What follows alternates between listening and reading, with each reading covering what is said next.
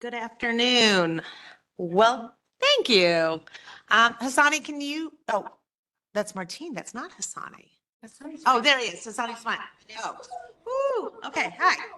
I am going to call this meeting of the Public Art Committee to order at exactly 4:30 on September 9th, 2025. Welcome. We're so excited everybody's here.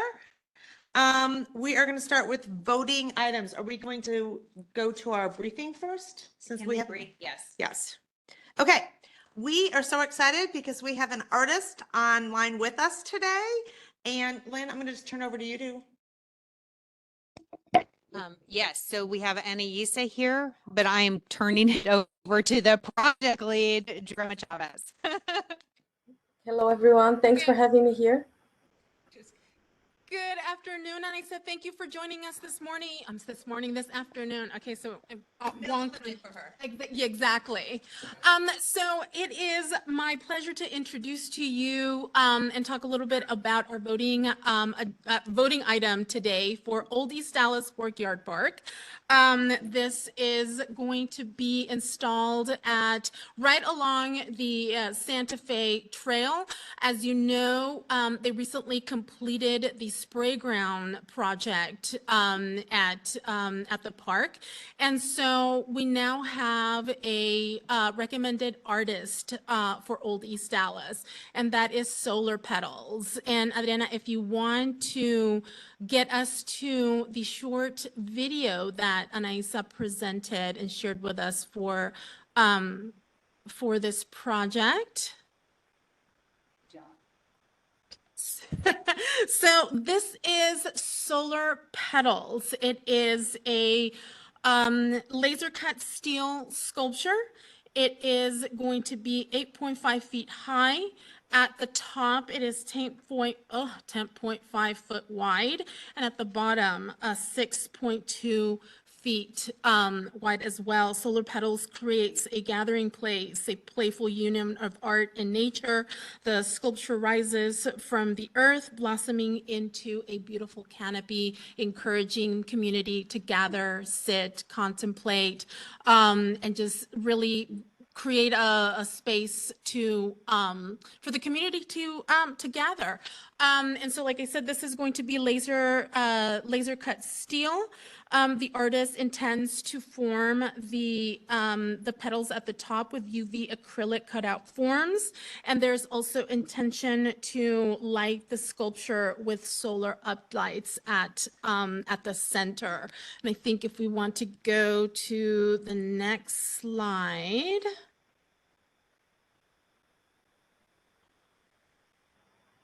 That way we can have some images of it. One more.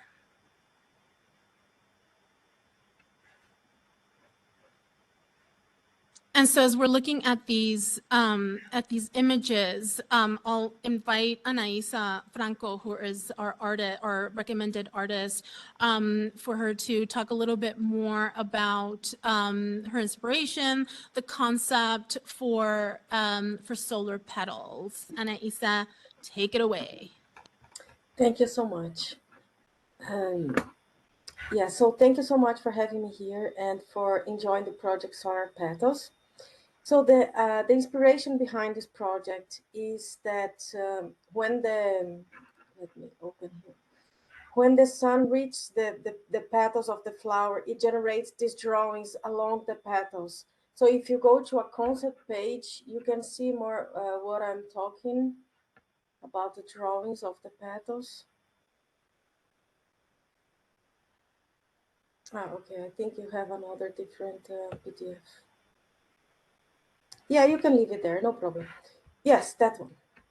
That one of the flowers, the actually real image. Yes, that one. So these drawings generated inside the petals of the flowers are drawings generated by the sun and the photosynthesis that draws these beautiful drawings created by nature. So my inspiration was looking for these venations that these flowers creates, and then I decided to create this sculpture and then I would implement these concepts into laser cut, laser engraving into acrylics, and also the OPV. It's a company that I've been working with for other projects. And the structure will be steel laser cut, banded parts, and put all together. And if you go forward in the project, I can also explain how. Yeah, so that's the structure in metal and laser cut banded parts. And yes, please move forward one more page. Yes. So the seats. So first we have the structure in metal, and then we have this metal for the seats. And we are also planning to cut these metal plates using these techniques that makes steel looks like flexible, but it's not. So it's very easy to cut them and mount there. Yes, move forward, please. So that's the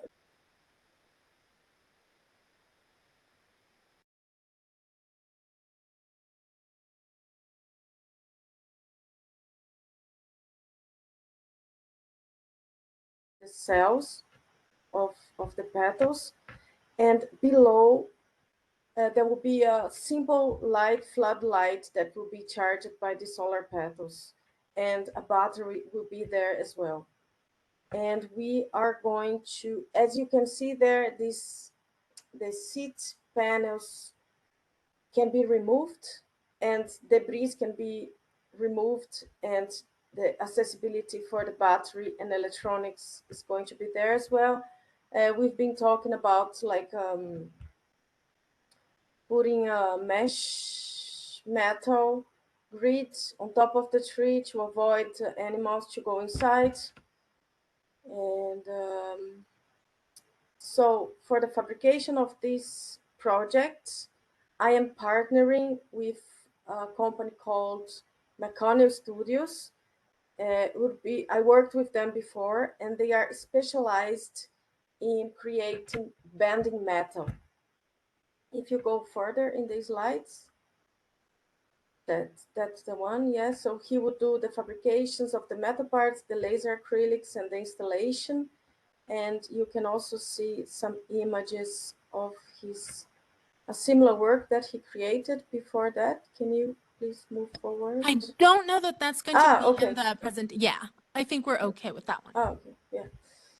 Yeah. So I have this boot partner that we work together, and he's happy to create this project. And yes, if I would love to reply to your questions, that if you have some, please let me know. Are there questions? Yes.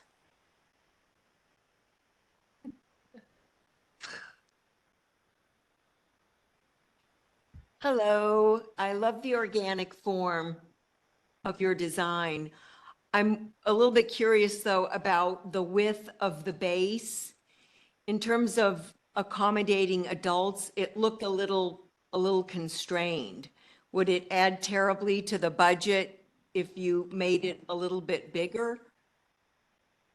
Well, we can do it bigger, but generally I do the seats. 40 centimeters is the size of a standard seat. So they have a standard height and a standard width, but of course I can change that a little bit. It's not a problem. This will come in the final design that I can work together with Drema, and we can plan these details for the seat, for example. Thank you. Mm-hmm. Other questions? Can you talk a little bit about the lighting and what kind of lighting you think might be best for this specific piece?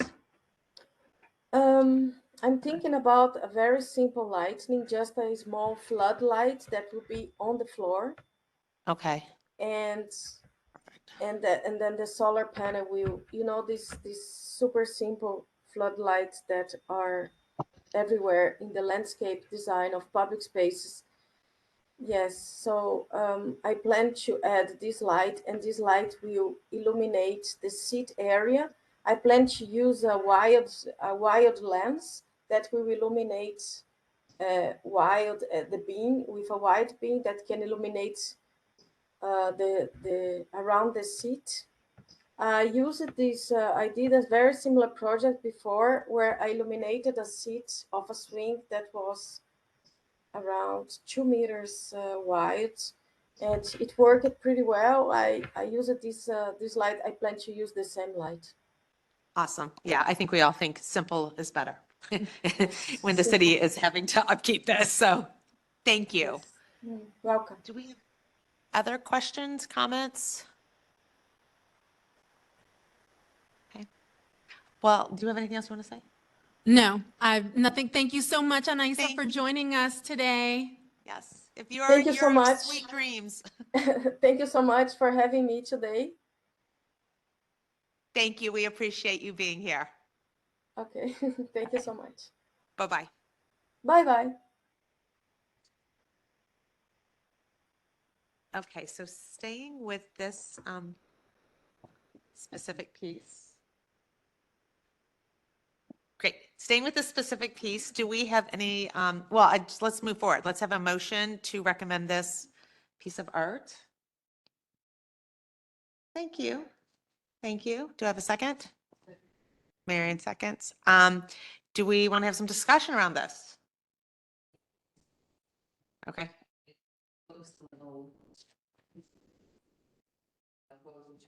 height and the width of that base. I imagine that the image that you showed was to scale with the adults. And, you know, adults don't usually sit quite like that, you know.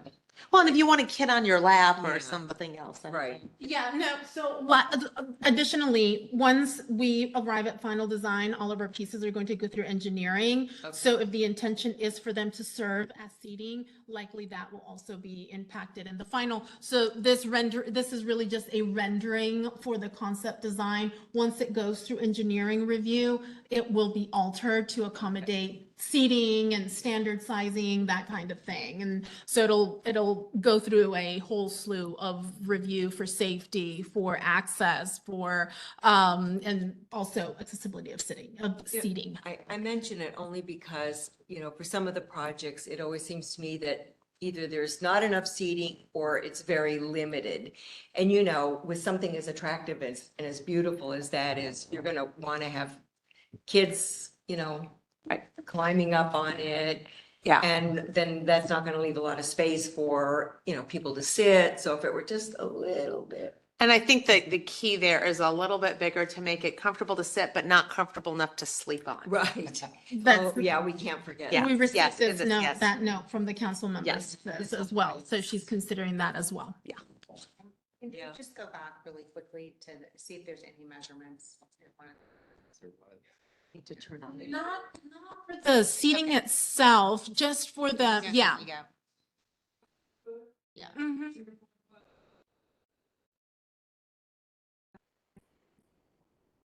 That's some good vision. I'll take it. So let's just, okay, so that's the discussion around this. Let's decide if we're moving this forward. And then when we get to engineering, these are all notes that we will make sure that Drummond takes care of. Right. So we have a motion, we have a second. All in favor? Aye. Any opposed? Do we have an abstention? Hassani, are you voting or are you frozen? I said aye. Okay, sorry. Thank you. Okay, this piece moves forward and this will go to ACAC next Thursday. And hopefully after it passes there, it will go into contract.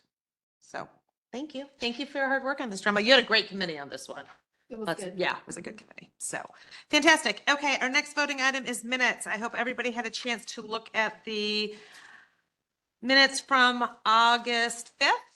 Can I have a motion to accept these minutes? Oh, you have a question? Yeah, I just wanted to bring staff awareness that the link that is supposed to take us to the recording of our last meeting. Does not take us to the recording. It just takes us back to WebEx login. Oh, it took me, I tested it. Huh, that's so Oh, you- weird. I Okay. tested it too, because yeah, so Yeah. let's double check it to make sure Okay. that I hit the right thing, because I didn't watch it. I just went to someplace. Okay. Thank you so much for testing it too. No problem. I appreciate that. So let's just double check that. Mayor can be introduced, Adriana. Oh, yes. Oh, Adriana, come here. We have some introduction. Well, no. Well, let's finish this.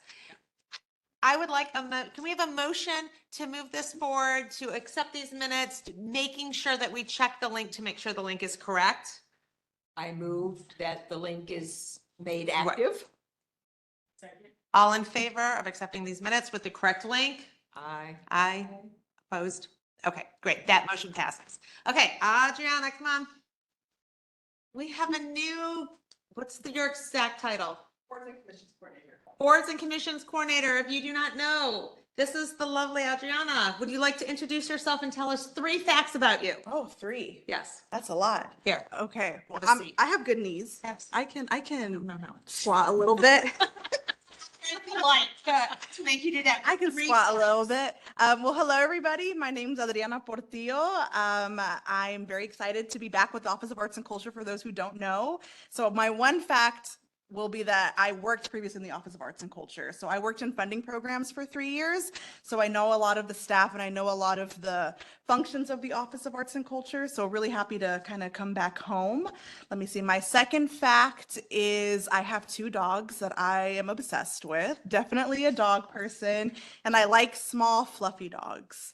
So like, I know there's a lot of doodle hate, but I love doodles, like really, really small ones. And let me think of a third fact. A third fact is my favorite color is pink. And I know everyone has pink on today, but I'm very happy again to be back. My master's is in social work policy, so I'm very interested in policy and how that can impact individuals. And I have a really strong passion for the arts and for Dallas because I've lived here my whole life. So I'm happy to be back. Thank you for the opportunity to speak. So grateful. So grateful, blessing, gratefulness, good vibes, good energy, everything to have Adriana in this position. So thank you. Thank you for letting me put you on the spot for the 3 facts. Shake things up a little bit. Okay, so moving on, we are going to have update on conservation and maintenance. Guy is not with us today. I believe he is out sick. So we're going to turn that over to Lynn. Yes, so let me get to so here is, so just some facts about conservation and maintenance, as we, I probably ought to turn that, okay, closer. As we, end our fiscal year, I just want to arm you with information about all the things that we do for the last year. So our conservation budget is roughly 200K for conservation. There are over 300 art projects. There's over 250-ish cultural objects in the collection. So we have a pretty broad collection. Many of the 250 cultural objects are actually from our 1936 Texas Centennial portfolio at Fair Park.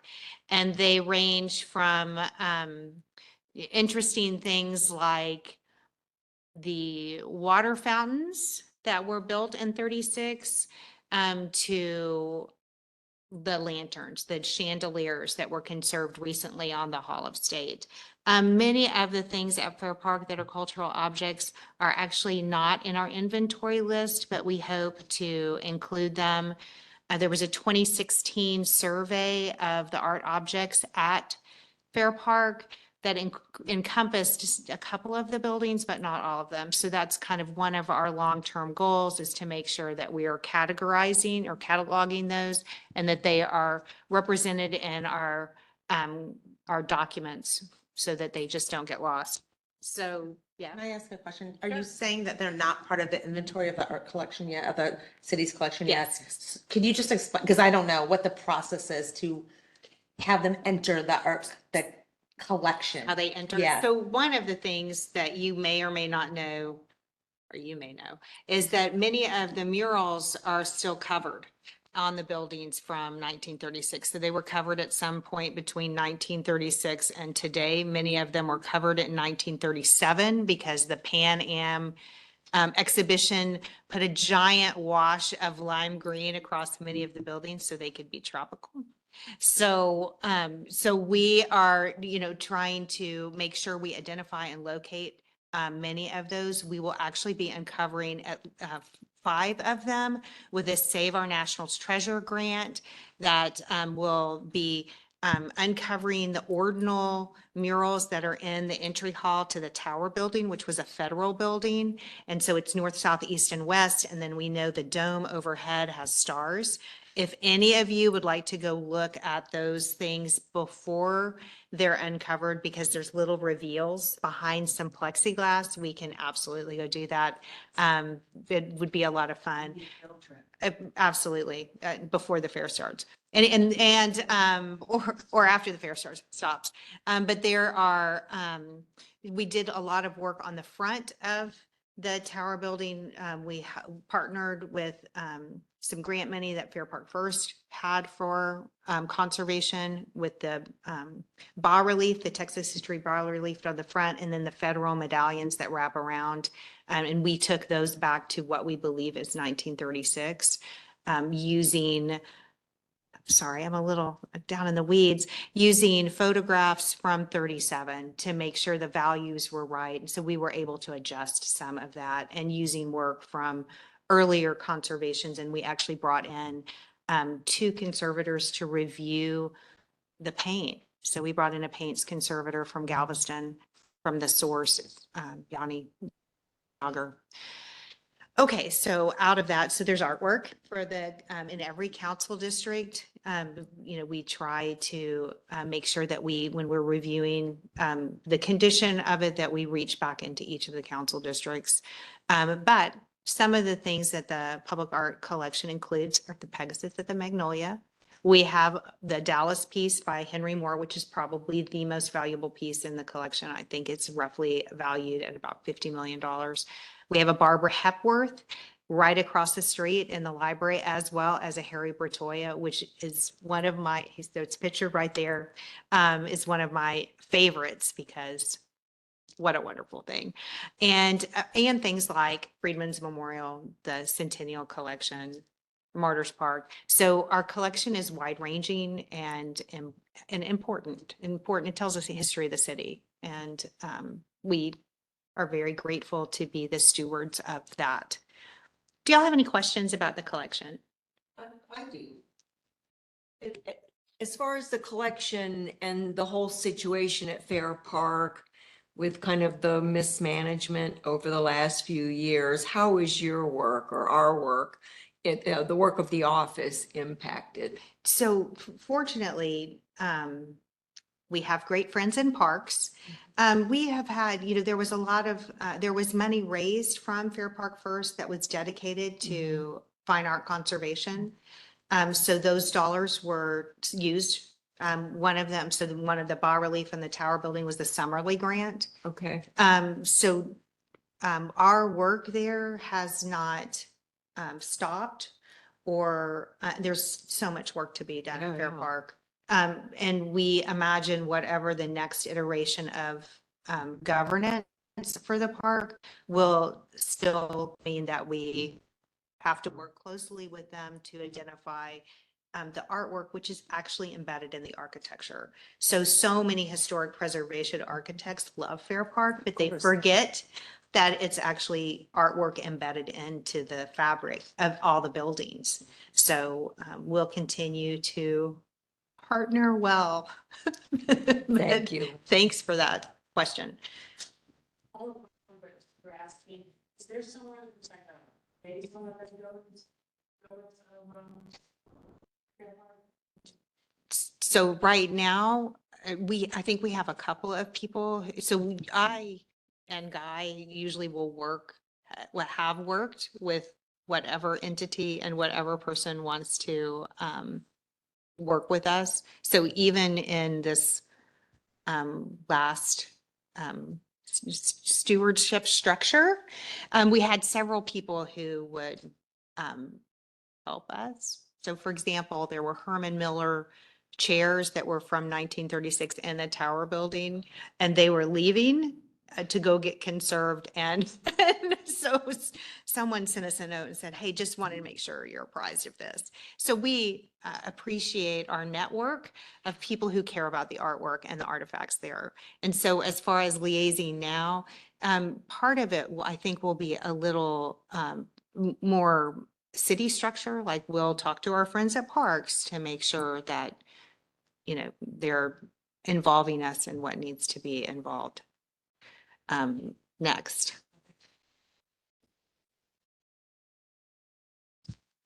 Oh, Hassani. Oh, wait, I can't recognize you. Hassani. Hassani, do you have a question? Yes, I have a for- question. So it was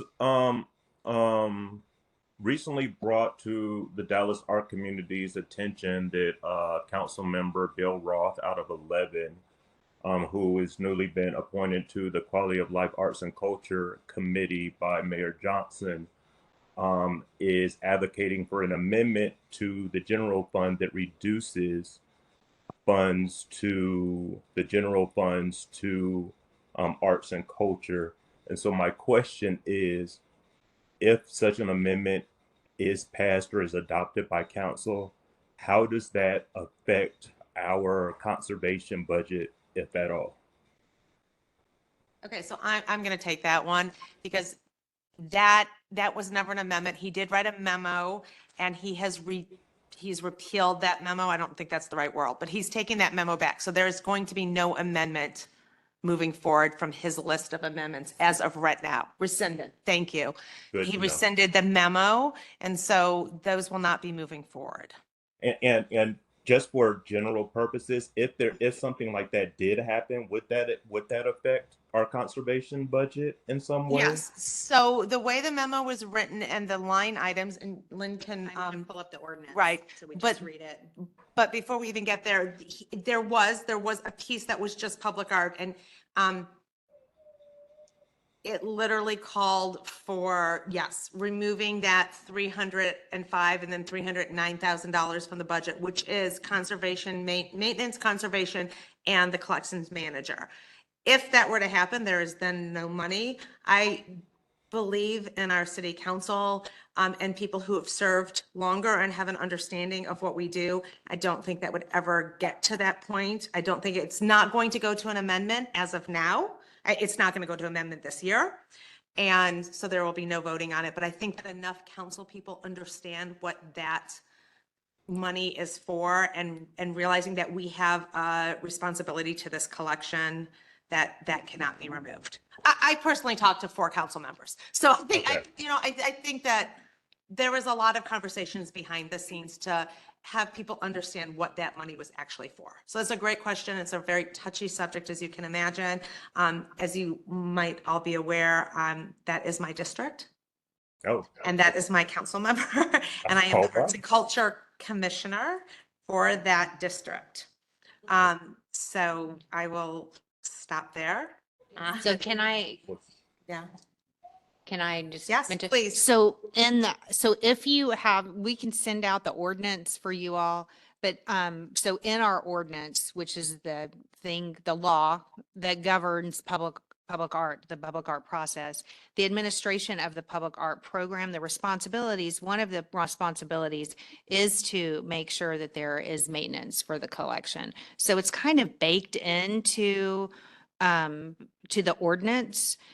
So it's number 5, and I'm just going to read it because y'all don't have this in front of you, but it's the recommendation of an annual designation of funds for repair and maintenance of the public art collection.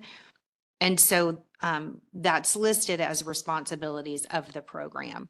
So hopefully the ordinance, Covers. keeps us strong. Right.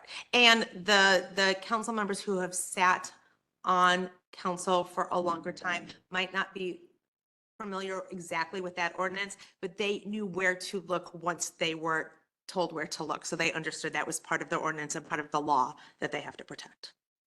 Well, I'm glad. That's very, very pertinent information. Thank you guys for the information, and I'm glad to hear that we're in the clear and that was rescinded. So Okay, do you have more? Just one more. Yeah, slide. please. So just a quick update, much of the collection, the conservation, okay, I'm gonna slow down. Much of the work that was being removed from Kay Bailey has gone into storage. We're really grateful to be able to rescue some of this artwork. So it's currently mostly in good order in that location, so protected and done. There are a few more that need to be addressed, but the vast majority of them are already in storage. And that's kind of all the update. And if it's okay, if y'all are interested, we'll go ahead and ask our new board coordinator and chair, or board and commission coordinator, send out the ordinance to you all. Yeah. And then, when you look at that, we'll go ahead and highlight the section and number for the details about the budget for the conservation and maintenance. So that will come to you in an email so you can have it for easy reference and really great reading.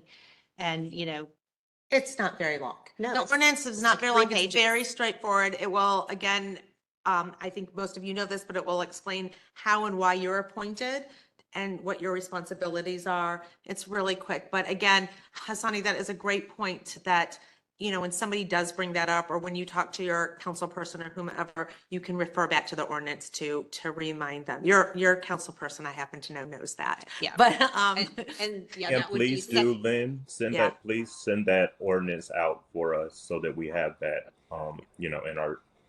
for our information, please. Yeah. So, and make a note that it would be section 2-105, number 5, but we'll get more of that to you. Thank you.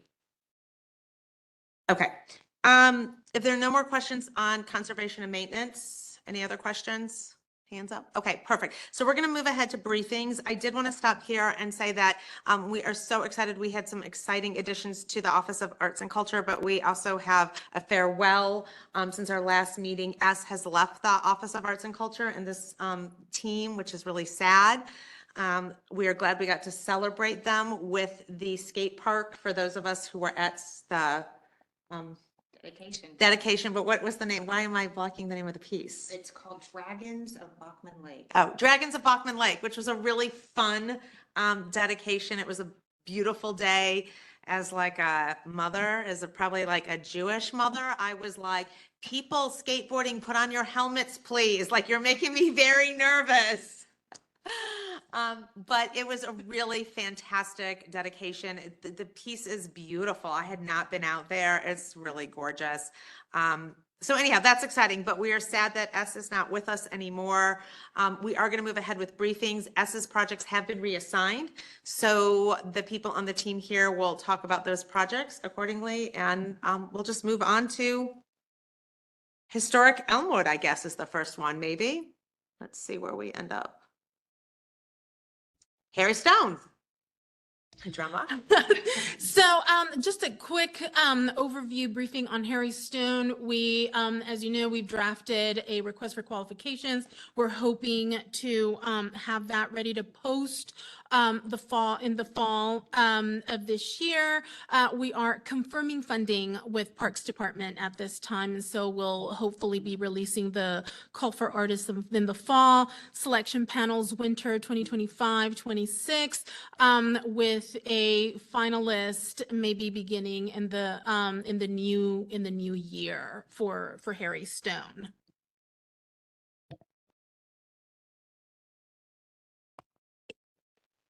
Hey, my doggy is thriving and growing. I'm very happy to tell. Can we go to the first slide? I have a treat for you. There's his head. So these are styrofoam shapes that they're making. So it's basically, so they basically feed the shape of the dog in various parts into a computer, and then it gets machine cut out of styrofoam. And from these styrofoam pieces, they will make the mold around. So it's basically like the old bronze casting, but with modern materials. And once they have the molds, they will do the fiber glass, and then they basically, yeah, it's It's basically a liquid and that will settle in the mold then, and then they will actually pull the molds apart and we have a dog. And the fun thing will be this dog will come in one piece to Dallas because we need to save on costs for shipping and installation. So I'm waiting for the day when that big dog is gonna roll into town. We need to make sure we get video of that. That will be It might lay down. I don't know how they're going to transport it, but I was told it will come in one piece. So it's 21 feet tall. It's a We big might dog. ask it, like, Lee, what would you guess? What's your guess on how the dog will be transported since, do you have any guesses? I'm putting you on the spot, sorry. This was not pre-planned, obviously. I would guess either, probably like a flatbed trailer. Yeah. Yeah. I And is think it lying coming from down. New York? Is her studio in New York? No, her studio, well, it's She's different perfect. because she works with fabricators and then the engineering company. I think it's coming down from Minnesota, up north. Oh. So it's going to go north, south. Midwestern. It's gonna go Yeah. down to Mississippi. Yeah, that dog's going to sweat in Dallas. And if you can show us the next piece. So this will show us a little bit how the technology works. So that's where that is actually the 4 legs. That's basically the upper thighs. It's upside down and a part where the belly would be. But you can see the, no, I can't think of the English word. It's like a lathe that cuts it out. So various parts. Say it in German and we'll learn a new word. Fräse, Fräse. I don't know if that helps you. And next slide, please. So there we go. So we have that bottom part that you just saw and the top part stuck together. So that's the main body, the torso. Thank you. Today there's a problem with speech, isn't there? And then there should be one more. It is disembodied. Yeah. And they put that actually, they were very nice. They did that for me because I want a picture. So they put this together so that we have this to show. So you see the legs, the lower body, the full torso is in the back there, and then the head was probably on the side there. But that's our doggy. So that's what he's going to look like. So I'm very excited for him. So right now there should already be, the mold should already have been made because these pictures are about 2 weeks old. So fun. Like a fun update. Thank you. You're welcome. Next one is All right, so this is Reverchon Park. We're working on a community engagement meeting to inform the stakeholders on this project that is coming to the park, mostly nearby the baseball field. I think you can see that on the map. So we just went there with Parks, our friends in Parks, to help us select possible locations, and we have that information to share with the public. If you are able, please join us. Reverchon Park is a beautiful site and is very much visited. So that was one of the things that we discussed with Parks, because this park is like the site for many festivals and runs. We have to consider that also for the location of the artwork, because it's going to live with a lot of people. So that's kind of the initial part of Katy Trail Run, which is very popular. So it ends up like right at Reverchon, and it's a massive festivity. So it's like a really popular party that this artwork is probably going to live with. So we need to consider all those factors. And I think the next slide is of the flyer that is out there with Council District 2, and I also have it available at the Rec Center. So if you are able, it's on Wednesday next week from 6 to 7. And by the way, we also need a liaison from PAC. So if anyone is interested to support this project, you can just let us know if you would like to Yeah. be Does anybody live in that 2? liaison. Do you live in 2? Do you have an interest in being a liaison on this?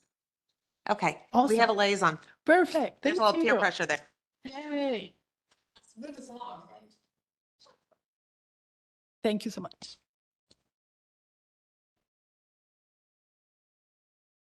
And so I have taken over Estes Tipton Park And I have, if you will give me the next slide, Adriana, I've got some small fabrication test pieces from Peyton Harshfield.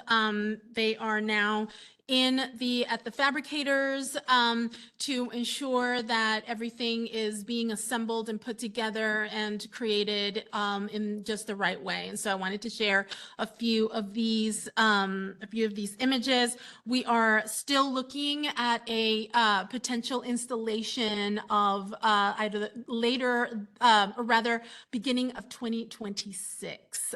It's going to be a cold installation if we hold to it, but the artist is committed to completing this in a timely, to adhering to the timeline. Okay, Trinity Strand down in the design district. So we are in the middle of the artist selection. So we had our submissions, I think it was 163. It was a record high submission for that project. And unfortunately, we have been held up with the selection panel. We lost 2 panelist members. So one, believe it or not, we're working too fast for her.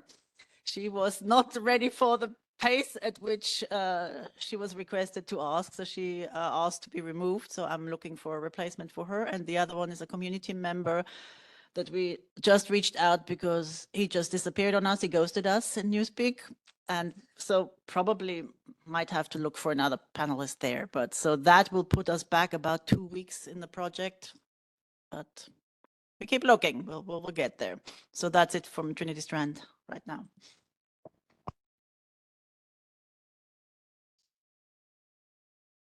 Watershed. Oh, That's me. I'm so sorry. So I was exciting. I was so busy thinking that Sabine should tell you how this call for the design district has been really amazing. Like we've had artists from, Europe. Yes, just, and Okay, then so- we'll watershed. Yeah. So we have for Trinity Strand. Budget. Yeah. So we had some big hitters apply for the Trinity Strand Design District project. We had, I'm just going to name drop now just because I can. So we had Marc Fornes, the French architect from New York, with his studio apply. We had one of the designers of the waterfall in Changi Airport from Singapore apply. We had, oh God, what else? Oh, you're putting me on the spot now, I can't remember. But there were like, Matthew Masoda? who else was in there? Masoda? No? Matthew Masoda? Yeah, Matthew Masoda, the one that did the Flamingo in Tampa Airport. He's another big hitter. So there were Janet Zweig, a very well-known public artist. So we had very, very many highly recognized and people that normally don't work in that budget either. So, but I've reached out to them. They promised me they would work at that budget. So they're not going to chicken out. Yeah. Do we have any local artists? Yes, we absolutely have. We have plenty of locals apply. Yeah. And that is the beauty of that call. So we have emerging local talent, regional talent, and then the big hitters. So yeah. Where the experience is there, that we will remain to be seen because they need to be qualified. So there's all levels of ability and tech savviness in there too, but a lot of Dallas artists applied for sure. Yeah. And so to tag on to the local artist thing, one of the things that we've been doing is for each call, we're pulling out the local artists that have applied so that we have a good list of artists working in Dallas who are interested in working with the city. So, so we're spreadsheeting that up so that we have a, kind of a way to slice and dice our calls. We're also keeping them by medium. So that's wonderful. And the other thing I will add to this, and I promise I will move on to the next slide, is that the TIF also augmented the budget for this with an extra $100,000. So we're really fortunate. Yeah, the So, PID, not the TIF. So are we sitting at 240 now? Yes. Okay, fantastic. So we're, this is a wonderful project and I can't wait to see what happens once we get a selection panel. So next slide. So watershed gates, I know that this has been a project that everyone is waiting for the dedication. And so we have a date for the dedication, which is August 3rd. I mean, we're going back in time. October 3rd at 10 o'clock, which is a Friday. 10 a.m., 10 a.m. not in the evening. No. And we have been looking for a good location, given that these are kind of driving murals that you want to drive by to have a dedication. Chair Weinstein has worked her network, and we think we'll have the dedication at Bonton Farms, and then be able to, you know, have a viewing of them in your car after that. But we will take a quick tour on Friday to determine whether we'll have it on the outside or the inside of the Bonton Farms facility. So, And what I'm hoping too is, I mean, there are other places down there, but we have to be really careful for lots of reasons, as you can imagine, about the dedication. But Bonton is also willing to put out the word to invite their neighbors, residents, people that frequent there, that live there, to really, like, hopefully the neighborhood then will be able to come out and see what's happening, which I think would be exciting and fun. It was on Amtrak. Weeks ago, I think it's visible on Amtrak. Yeah, that's so exciting.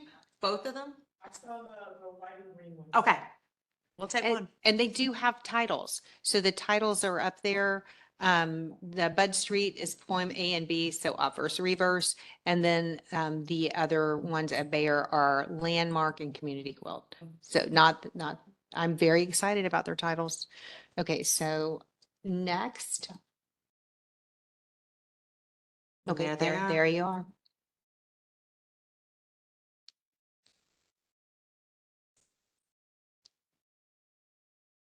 Okay, back to me. This ping pong game is exciting. So Singing Hills, so this is our final design. We've tweaked, we've moved around. So the concrete foundation has been removed on the bottom ring of the sculpture, because for installation, we didn't dare pour concrete and then try to guesstimate where the sculpture would fit. So that is all now. The metal structure goes all the way to the ground, and where it hits, where the shade will fall, that is still the concrete. So if we can have the first slide. So we had a lot of negotiations with Exelon and ASCA, that are our fabricators for the polycarbonate and the organic photovoltaics. So last time I showed you how we're gonna stack them. We're gonna sandwich them between the polycarbonate sheets. So this time we have the cutting sheets. So this is how the artist has figured out how many pieces can fit into one panel. So that's how we know how many we can order. And if we can go to the next slide. The big dilemma was the colors, and they look a lot more garish on the screen there. So we got samples from, I can hand those around. So show and tell. And it matches, for those of you not in the room, one side of the Yeah. Yes. So the big guessing game is now to figure out how bright does the polycarbonate have to be, because we have the photovoltaic elements sandwiched in between and with the Texas sky and sun. So there's a lot of guesswork going on. We went out on site. So the very lightest ones, they make it look too gray when it's real. The brightest ones, the taffy color one, I think is too bright. So at the moment, the artist has actually negotiated with the manufacturers that they will create a custom color for us, which is the two colors up there mixed together. So that's happening by mid to end September. And then we're going to do a video call. The artist will be at the manufacturers, and I will dial in, and then we'll look at the samples and sandwich the photovoltaic element in between and see it live, what it looks like. And that will hopefully get us as close to the proposal color as possible, because we don't want it too bright. We don't want it to look too gray. So the panels come from Germany. It's Exelon. We had one manufacturer. These are the ones that we handed around. They were from New Orleans, but they can't get the grain out of it. And the artist really wanted the translucency for the panel so that we get the shadows on the ground and that we can see the building through the panels. So they went with the other fabricator. And the photovoltaics, they're from Germany as well, but Southern Germany, a different manufacturer. And they were battling with the tariffs. They really, like several of my projects are battling with the tariff issues. So, but it is what it is. We're going to get through that. And that's it from Singing Hills. So we will have that meeting in October, early October, to try them out. And then once we have our custom color, then the manufacturing of those pieces should actually be fairly simple and fairly fast. So the thing is really in thorough preparation so that we get all the cuts exact, so that when we come to assemble, it can be assembled over here on site. Real quick, I'm going to interrupt you for a second. If you don't have your camera on and you're a voting member, if you could please turn your camera on, we would appreciate it. What does the timeline right now look like? You might have just said that. We're in July 26th, we're looking at for installation. Okay. So, yeah. So Great. we want to roll with real, like fabricating the steel frames and the polycarbonate in December. That's what we're aiming at, and Thank you. get there. Okay.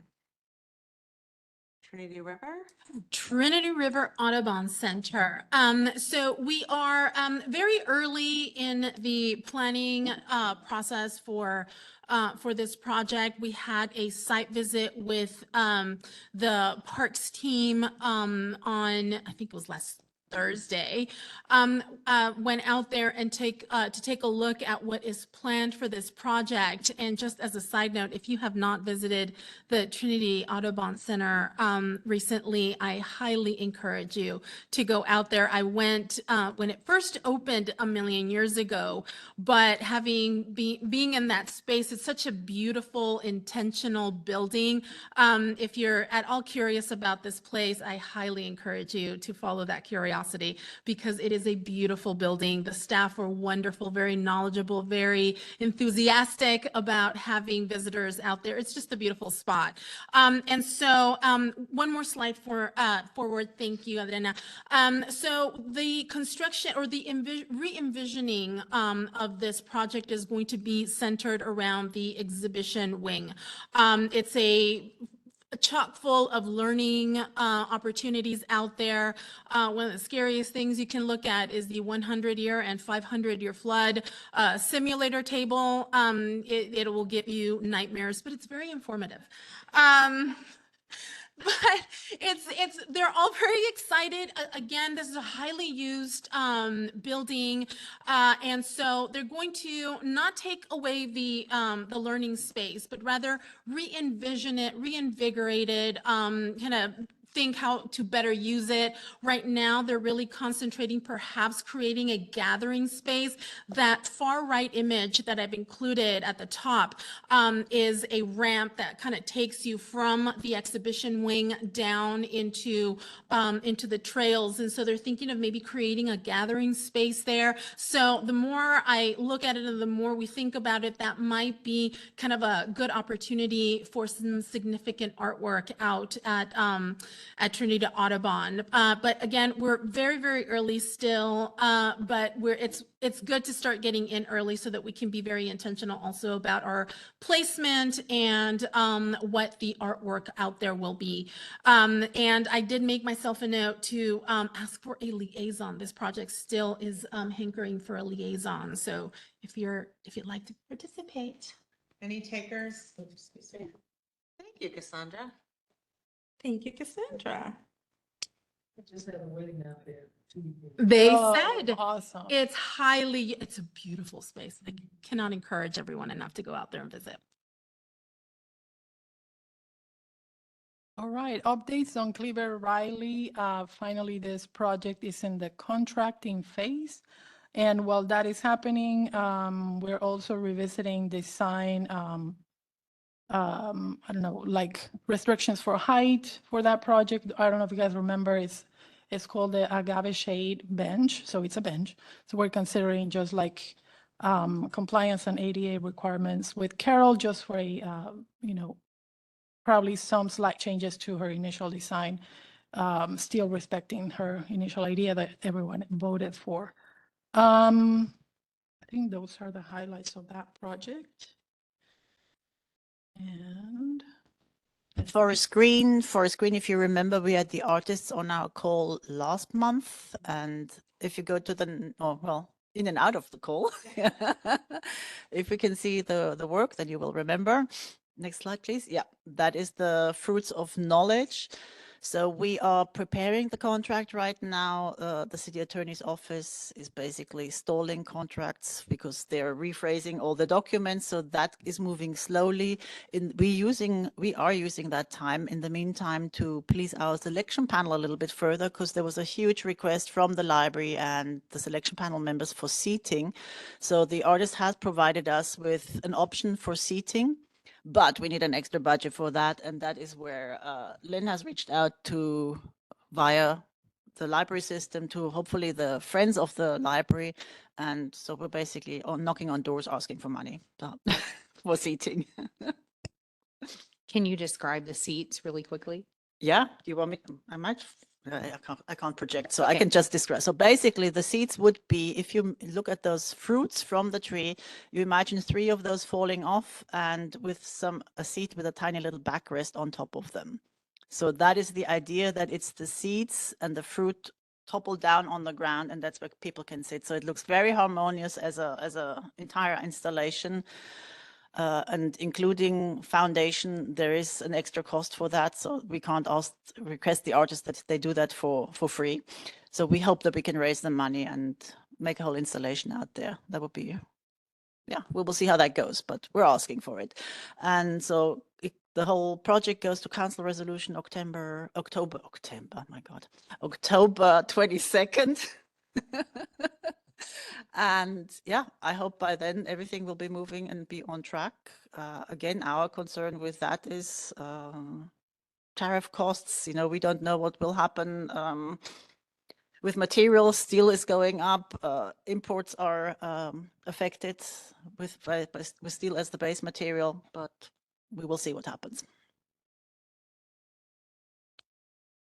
All right, Willie B. Johnson Rec Center at Hamilton Park. It's a project that I collaborated with S for community engagement.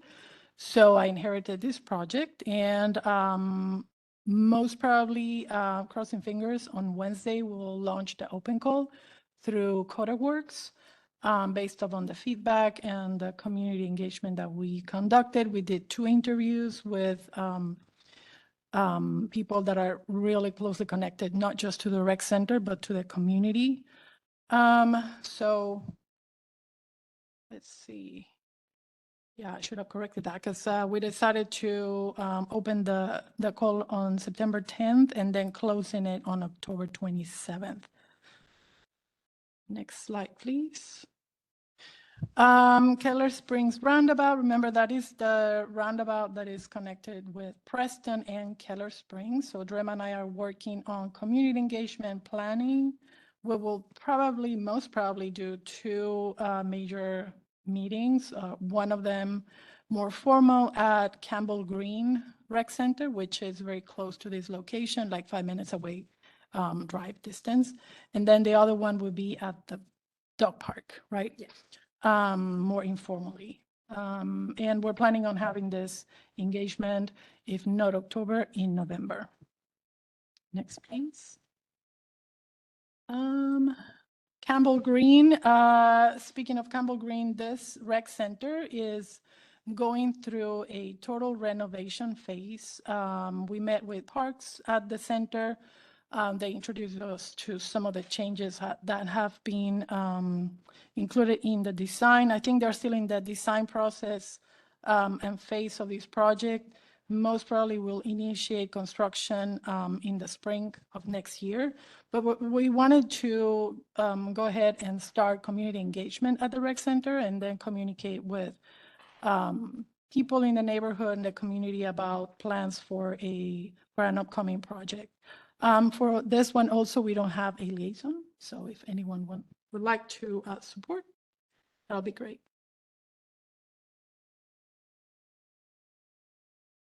And next slide.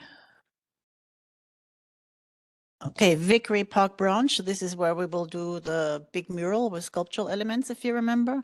So we are in the middle of the design proposals. I should have them by Friday. So exciting times ahead. Next PAC meeting, you will have an artist that hopefully will be selected on September 19th, 10 a.m. to 1 p.m.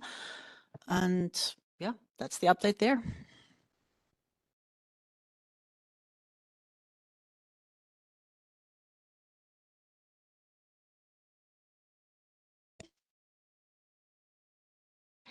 So we're flight 1 and 2.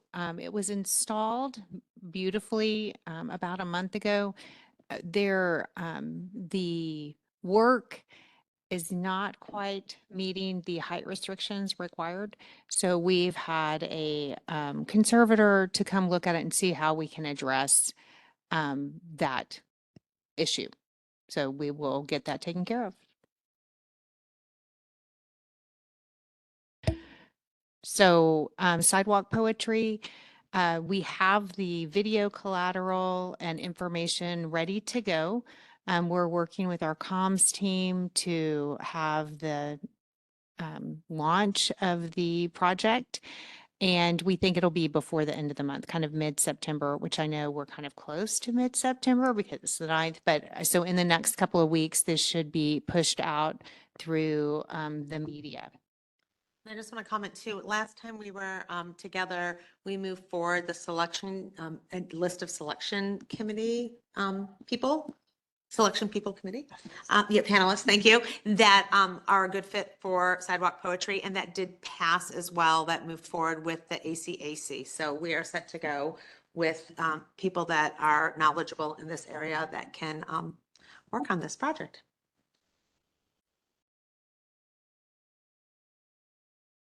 And this is I know we probably talked about this last time, but it bears repeating that the Poet Laureate created a special Dallas form just for us, that this is the form based on the original area code here to respond to. So it's innovative and wonderful. And we're really looking forward to see what happens to people's brains when they write poetry in this form.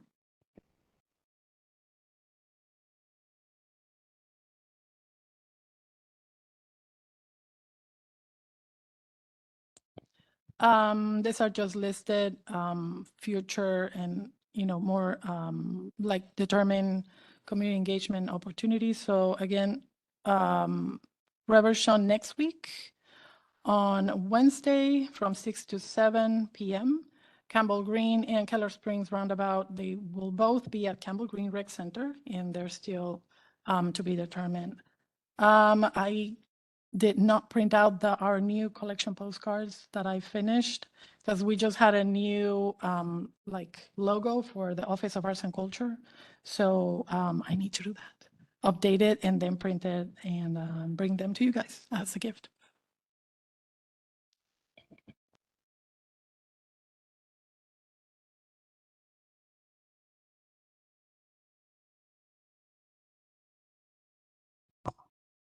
No. Okay. So I think we don't, if you want to go through these real quick and we'll stop and see, I think we keep these as a reminder, we keep these projects that we don't have any updates on in your packet so that every time you get a new email for a new meeting, everything's in one packet. But I don't think there's anything in any of these that are updated from the last time we discussed them. So unless you have a specific question on a project, we're just not going to talk about these. There's nothing new. So we can just keep going through. Great. Yep. Thank you for including them, even though we don't have updates. It's great to have it top of mind. In one place, right? So it was great. The team, Lynn and her team came up with keeping everything together so that, yes, just go to the most recent package and you'll have everything. Awesome. So dedication, we are so excited. Again, it's October 3rd at 10 a.m. You'll get an invitation. Please join me. It will be fun for those of us who want to. We can stay around and have lunch afterwards. It'll be fantastic. And just, we hope we have good weather, but we seem to have some good weather. Anything else on there, or can I just give my report? Okay, so if you can go back one, I'm sorry. Just as a few other things, dedication was one thing I wanted to talk about, the handbook. As you know, we met with all of you, Lynn and I met with most of you to go through and talk about the old handbook and how we wanted to update it and different questions people had about how the process works, everything. So we have kind of all these questions. There are a few commissioners we have not met with because there was a change in, there was a city council change in May/June. So we were waiting to see who those new commissioners were to talk to them, to see if they were going to or appoint new people. Those decisions have not been made yet. We'll know that next month. So that's one thing that slowed this down slightly. And then, of course, we've done a lot of work in the last month behind the scenes dealing with some budget issues. So the handbook has not been forgotten. It is being worked on. It is just not in the completion stage yet, which we were hoping it would be this fall. So hold tight on that. And I think that's all I had. Is there anything else? Okay. Does anybody have anything else? Questions, comments, concerns, challenges, happiness? Anything? Okay, great. Just on a fun sculpture note, Lee, I'm putting you back on the spot. Do you want to do a quick Gormley sell? Sure. Just so we can see some sculpture this week that's opening. British artist. Sir Anthony Gormley will have an exhibition opening at the Nasher Sculpture Center this Saturday is the public opening, and it's a monographic survey of his sculpture. I can't tell you details off the top of my head of kind of what the survey includes, but I will tell you that there's quite a bit of sculpture on view at the Nasher, including the group of figures that was kind of always at North Park by Gormley.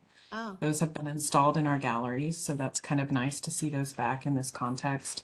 And additionally, there will be a more public-facing aspect of the exhibition in the form of figurative sculptures by Gormley installed on rooftops outside the Nasher Sculpture Center. So, Thank you. Just a little plug there. Does anybody else have anything? Oh. Yeah, yes, please. I just want to know how we're involved with the sculpture conference, the International Sculpture Conference. We'll turn that over to Lynn. Great question. So I can tell you what's happened before this moment in time, and then I will get back to you with information about what will happen after this moment in time. So the first bit is at the very beginning of their planning phase, they reached out to us, they worked with Guy to have him show them spaces and places and, where are the artists located? What are some possible tours that could happen. They also wanted to talk specifically about public art, in the city. So that is what happened before now. I know that they are coming, it's very quickly, like they're going to be here in October. So I will reach back out to them. I know we had talked about volunteerism and there had been an offer at that time that the keynote speaker could be available to artists in the city. So let me confirm those, like what are the offerings that are potentiality there, and I will get back to you, and I will certainly make sure that our group knows. I got an email from them earlier this week, it must have been yesterday, about pushing out the info, Monday, pushing out the information through our comms. But it's been a busy week, so I will let you know.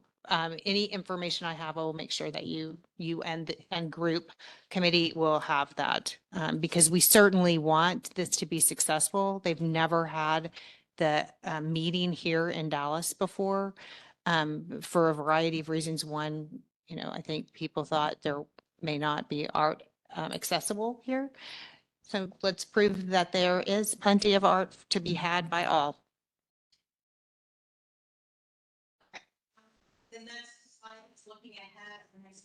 is Tuesday, October 7th. So we will look forward to seeing everybody here. For those of you not in the room, there is pumpkin bread and muffins that you are missing.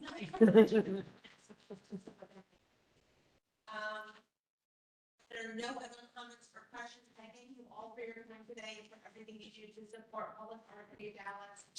Thank you. This meeting is adjourned at 5:30. Thank you. Joy Mark, love your haircut.